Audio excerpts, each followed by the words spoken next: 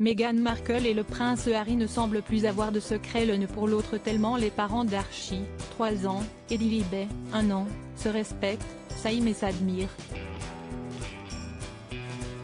Mais il se pourrait que l'ancienne star de Suits, interprète du personnage de Rachel Zane dans la série, n'ait pas tout connu de son prince de mari. Dans Spare, les mémoires de la tête couronnée sorties ce 10 janvier, Harry évoque un rituel bien particulier qu'il respectait le soir venu une fois installé en Californie. À l'époque, le prince Harry, Meghan Markle et Archie sont hébergés par Tyler Perry, acteur et réalisateur Hollywood. En attendant de trouver le manoir dans lequel la famille Sussex pourra prendre ses marques et débuter sa nouvelle vie, le trio a donc vécu en cohabitation avec la star des écrans. Ce qui n'a pas empêché l'ancien soldat de l'armée britannique de s'octroyer des moments rien qu'à lui, une fois la nuit tombée. Dans ses mémoires que le Daily Mail épluche avec détail, on apprend notamment qu'une fois Archie et Meghan Markle au lit, le prince Harry sortait s'aérer l'esprit dans le jardin, mais pas que.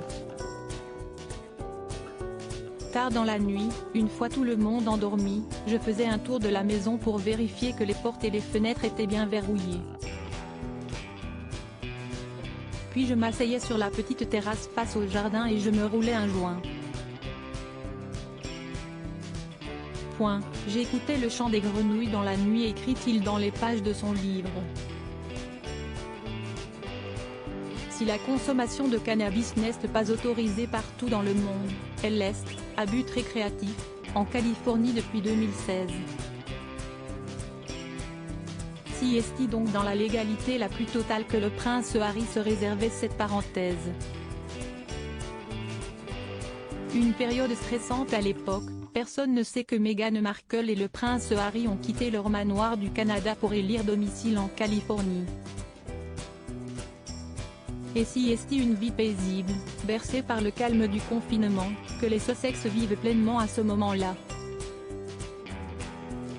La vérité a fini par éclater et avec elle, les procès du couple contre les médias britanniques. Très contrariée, Meghan Markle, alors enceinte, perd son bébé. Une fausse couche qu'elle a dévoilée dans une longue tribune au New York Times bien avant que le prince Harry juge les médias responsables, compte tenu du stress qui a entraîné des pertes de sommeil et compte tenu du nombre de semaines de grossesse. Je peux dire que de ce que j'ai vu, la fausse couche a été créée par ceux qui l'ont essayé de lui faire déclarer Harry dans leur documentaire Netflix.